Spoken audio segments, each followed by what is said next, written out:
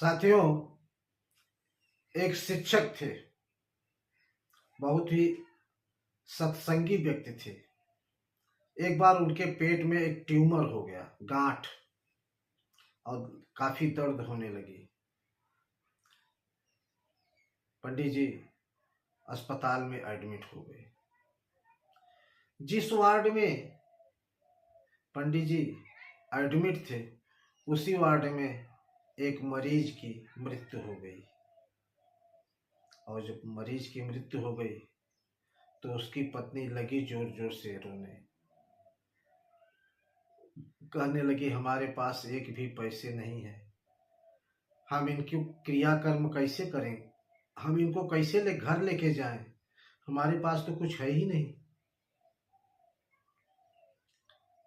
क्योंकि पंडित जी सत्संगी व्यक्ति थे, उन्होंने अपने पास जो पैसा रखा हुआ था वह सारा का सारा पैसा उस स्त्री को दे दिया और कहा, बहन जी आप ये पैसा ले लीजिए और आप अपने पति को ले जाइए और इनकी अच्छे से क्रियाकर्म जो भी है आप करिए।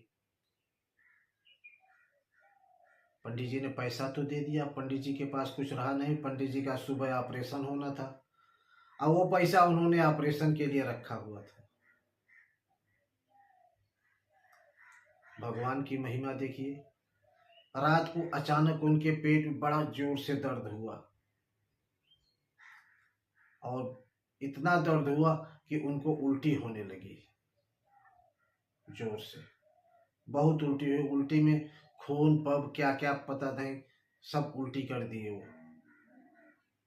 और उल्टी करने के बाद पंडित जी सुस्त हो गए, फिर सो गए।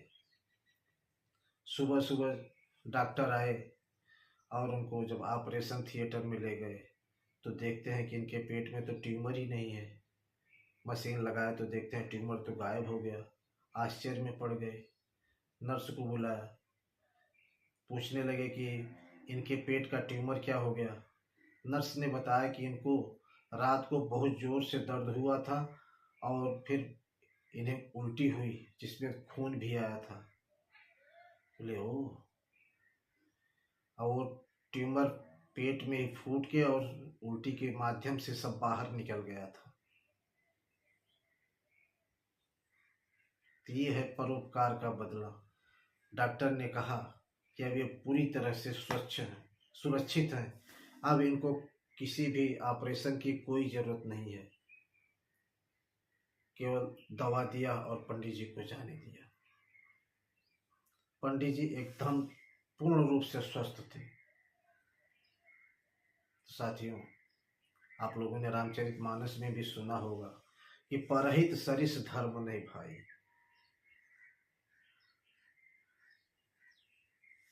परोपकार, परहित, दूसरे की मदद करना, इससे बढ़कर इस दुनिया में कुछ भी नहीं है। हो सके तो दूसरे की मदद करो। धन्यवाद साथियों।